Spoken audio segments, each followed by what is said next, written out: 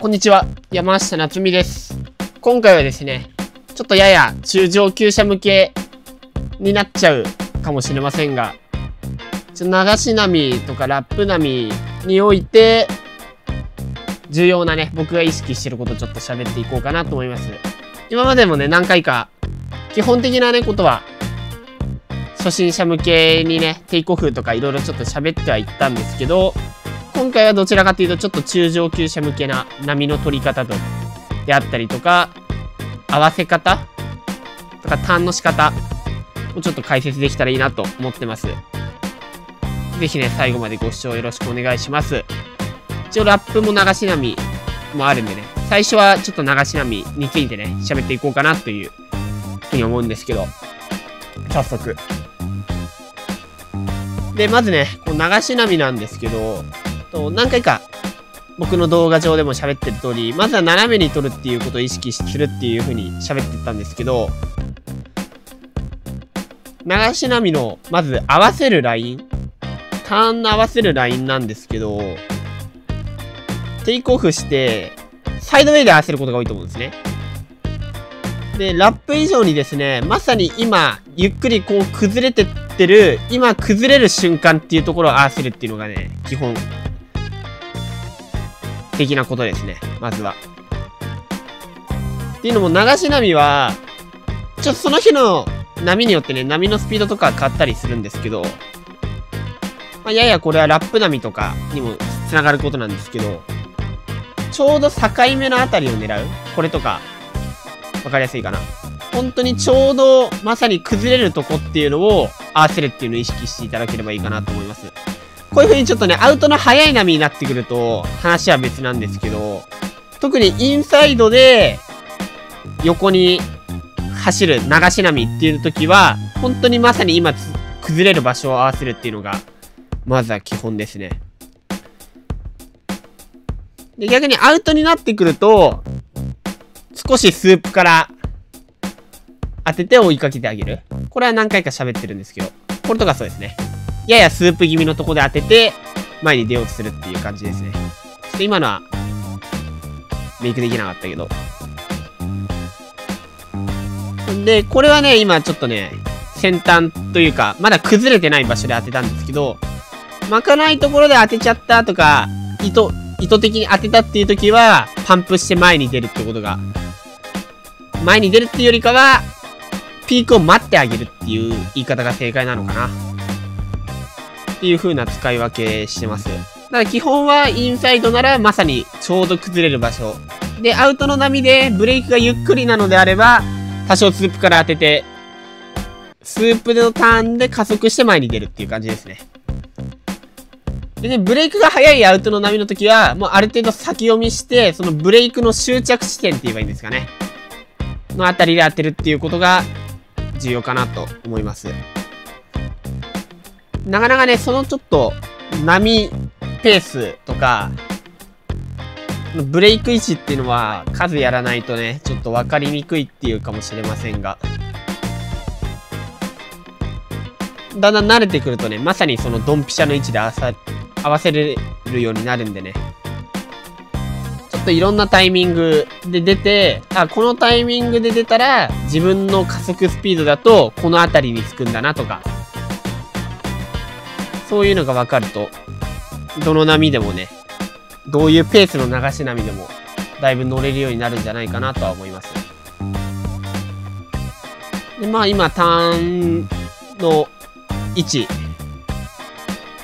について喋ったんですけど、ターンの位置はね、その辺であんまりそれ以上なことはないかなと思うんですけど、逆に今度回し方ですね。ターンの回し方で、これはね、トリックとか普通のリッピングにもちょっとつながるんですけど、まず目線がですね、下に向いちゃってるっていうのは、基本ターンすることにおいてはちょっと良くないことで、下を向いてるときはだいたい波をね、上から見てるってことになるんですね。そうすると、実は波が自分が思ってる以上に近くに来てても気づかないっていうのがあって、波がちっちゃく見えてるんで、そうなると何が起こるかっていうと、ターンが遅れるっていうのがあるんで、まずテイクオフしたら、僕が基本何回も言うのが腰を落とす。で、腰を落とすことによって波を見上げる形になるんですね。そうすると、例えばまかない波とか2枚重なる波、よく手前の波に重なるときとか、スキューボードやってる人はね、わかるかなと思うんですけど、そういうときに、意外と波が近くで割れたりとか、合わさったときに、手前でできるだけターンしなきゃっていうことになると思うんですけど、そこの差がわかりやすくなるんで、波の見方っていうので、その意識はね、すごい重要かなと思います。さあ、次ね、ちょっと、僕が、よく大会とかでね、結構勝ち上がる秘訣の一つになってるのかなと思うんですけど、トリック系ですね。コナミでも合わせるトリック系についてちょっと喋ろうかなと思います。で、トリック系基本流し波の時にかける時が多分多いと思うんですけど、基本ですね、このターンして、一回ワンアクションをかけようとする瞬間とかに腰を落とすと思うんですよ。その時に板を安定させてるんで、その安定した後にですね、沈んだ状態から上に状態がね、もう一回戻る時にかけるっていうのがね、一つのかけやすいタイミングなんじゃないかなと思います。あとはね、ちょっと波の掘れ方とかによって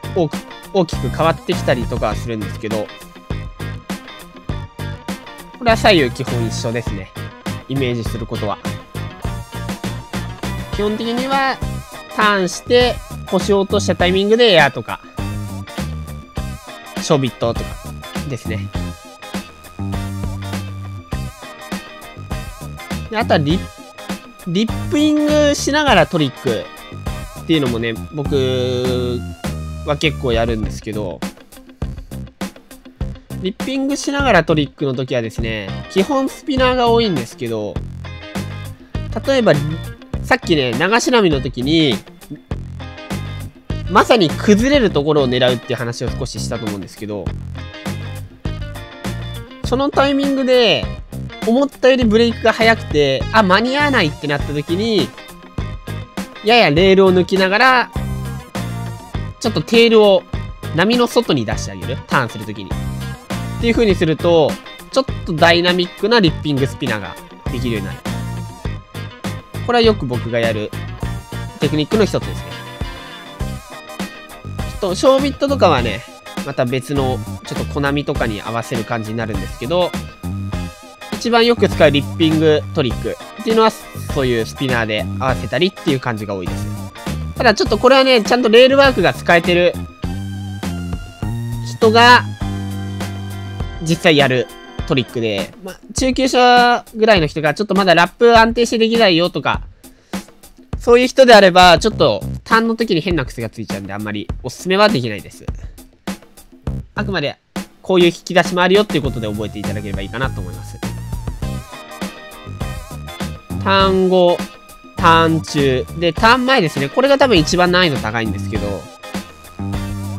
ターン前は、やっぱり、テイクオフの安定性が命なんで、テイクオフで安定させてから、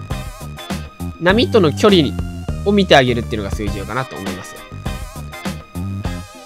で、実際それでかけれるトリックとかも変わってくるんでね。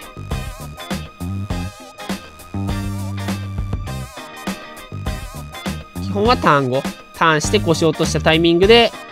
サンドであったりとか、波のライディング中であったりとか、その辺で最初はトリック練習をしてって、基本流し波がいいかな。で、慣れてきたら、だんだんちょっとトリックのタイミング変えてみるのもいいんじゃないかなと思います。ちょっとこれは今、トイックの中でも難易度高いトランスファーですね。長い板からスキムボードに乗り換えて、スカーフィンしていく。ちょっと難易度が高いことやってますけど。これはもう、ちょっと僕もね、あんまり、感覚としてね、あんまり、口でアウトプットできる部分は少ないんですけど、テイクオフの安定性ですね、これも。で、ちょっとトリックの話に戻るんですけど、トリックの時にやっぱ大事なのは加速度っていうのが結構重要になるんですね。ターン前はともかくとして、ターン中、ターン後っていうのはね、加速度が命なんで、テイクオフしてしっかり初速取れてるっていうのと、このターンしながら前に出る瞬間にしっかり加速することが重要かなと思います。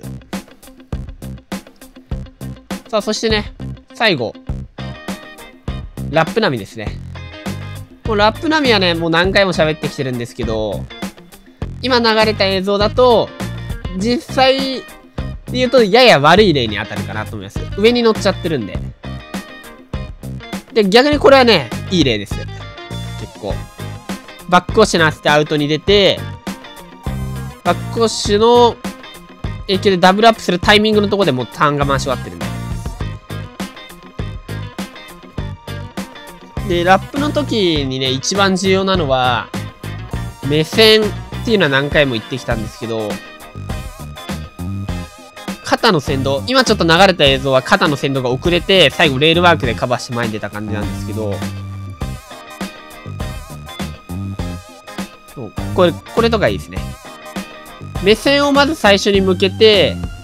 行きたいラップの方向に。で、その後肩が、今左の前側の肩が前に出たと思うんですけど、そう目線、肩っていう順番で、ラップの時は行くんですね。基本。板っていうのは、そう、何回も言ってる通り、目線の方向に向いていくんで、まずは目線でしっかり誘導してあげる。で、板を回してあげる。で、その時に大体ちょっとずつつま先が入ってるんで、このターンが関係するところで、肩が入る。っていう感じですね。そうすると自然に後ろ足もついてくるって感じになります。後ろ足。というか、足ですね。足の向きもラップ側に向いてくるといった感じになります。で、余裕が出てくるとこういう風にね、トリックかける余裕が出てきたりとか、あとはラップチューブ入る瞬間とかにテール踏んで、ちょっとチューブの一番深いところに入ったりとか、前に踏んでチューブ抜けたりっていうバリエーションも広がるといった感じになります。さあ、今回はちょっとこんな感じで、やや中上級者向けな解説となりましたが、意識できる方ちょっと意識して練習していただければいいかなと思います。最後までご視聴いただきありがとうございました。今回の動画良ければ高評価、チャンネル登録よろしくお願いします。それではまた次回の動画でお会いしましょう。